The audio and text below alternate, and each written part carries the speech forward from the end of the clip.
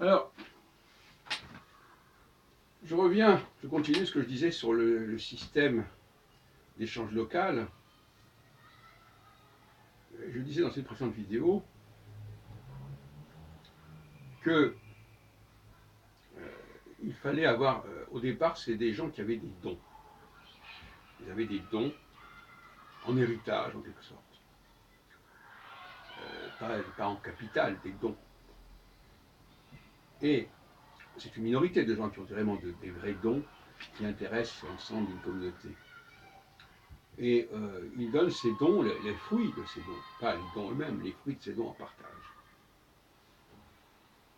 Et le sel, lui, il ignore cette problématique finalement, telle que je l'écoutais sur Internet, etc. Il ne constate pas que, à la base d'un groupe, il faut d'abord des gens qui ont des dons, qui sont des dons gratuits, des dons qu'ils ont reçus de Dieu.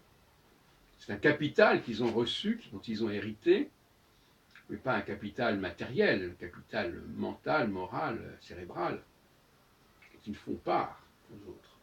On voit bien qu'une société dépend d'une élite qui est douée. Et non, on croit que c'est parce que on croit que c'est le contraire, que c'est parce qu'on élit les gens qui sont doués, ou c'est parce qu'ils ont reçu un capital matériel qu'ils ont le pouvoir. Mais à l'origine, ce sont des gens qui ont un capital mental, spirituel, intellectuel, qu'ils ont hérité. Voyez-vous l'ambiguïté du mot héritage.